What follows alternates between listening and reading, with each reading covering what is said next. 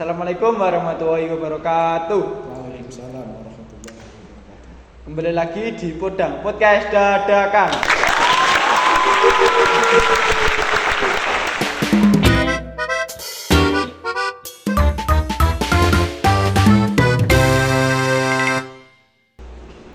Saya Matria Debriansa sebagai host dan teman saya Ahmad Dafa sebagai co-host, dan kita di sini kedatangan tamu spesial yaitu teman saya Muhammad Khalilul Salim.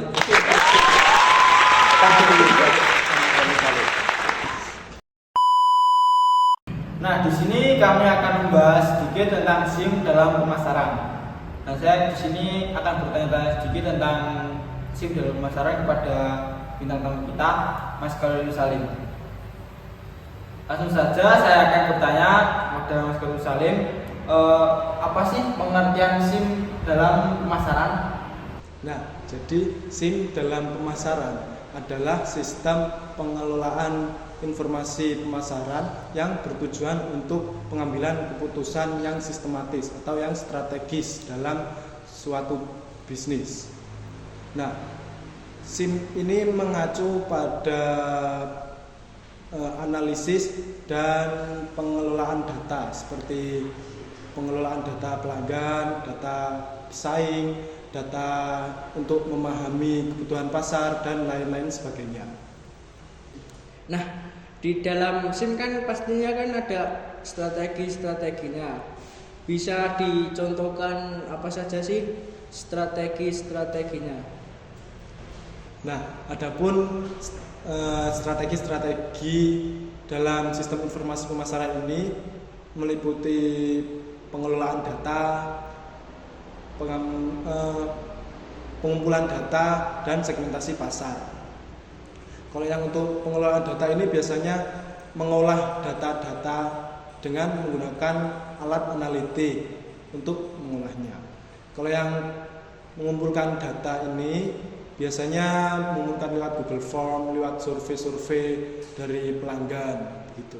Kalau yang untuk segmentasi pasar lebih mengidentifikasi ke segmen pelanggan, kayak seperti misalnya saya penjual jajanan-jajanan. Nah, pastinya saya menargetkan jajanan saya itu saya jual di anak-anak TK atau di anak-anak PAUD seperti itu. Nah, itu segmentasi pasar. Mungkin ada 3 itu. Nah, tadi kan dijelaskan strateginya ada 3, seperti kayak pengolahan data, pengumpulan data, dan segmentasi pasar. Kalau zaman sekarang ada nggak sih perusahaan-perusahaan yang masih menerapkan SIM dalam pemasaran?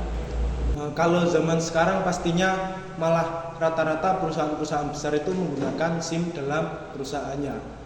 Seperti saya sebutkan 3 aja ya. Seperti perusahaan Coca-Cola, perusahaan Netflix, perusahaan Gojek. Nah, kalau untuk perusahaan Netflix itu biasanya dia merekomendasikan pelanggannya untuk melihat video-video yang baru diupload gitu.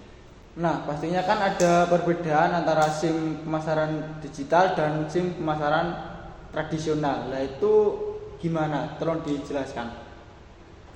Kalau yang tradisional itu biasanya pemasarannya lewat kayak mulut ke mulut, ke tetangga lain gitu. Iya. Kalau yang pemasaran digital itu biasanya seperti kan zaman sekarang banyak sekali pemasaran digital seperti memasarkan produknya di WhatsApp, Facebook, IG, TikTok atau website lainnya. Kalau untuk pengumpulan data, kalau secara tradisional itu kayak melalui survei ke pelanggan, itu lebih memakan waktu gak sih? Sangat memakan waktu. Tapi kalau memakai pengumpulan data, memakai digital itu lebih menghemat waktu, karena kalau memakai digital ya itu tadi menggunakan WhatsApp, kita langsung posting ke story, kita buat reels atau buat konten TikTok itu lebih menghemat waktu juga. Begitu. Nah, katanya sekarang Mas Salim mempunyai bisnis yang sedang dijalankan sekarang. Alhamdulillah. Nah, itu kalau menerapkan pemasarannya dalam apa namanya SIM itu bagaimana? Dalam pemasaran usahanya itu contohnya seperti apa saja? Tolong dijelaskan melalui bisnis Anda.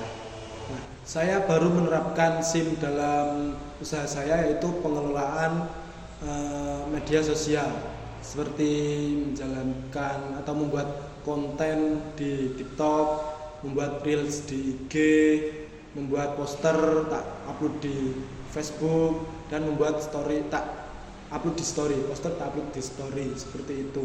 Gunanya yaitu untuk meningkatkan penjualan kepada pelanggan dan meningkatkan keterlibatan terhadap pelanggan saya gitu.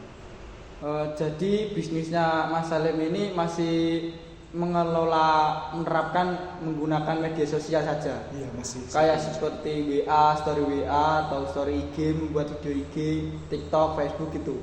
Iya, baru menerapkan itu saja. Mungkin lain waktu saya akan menambah penerapan lainnya.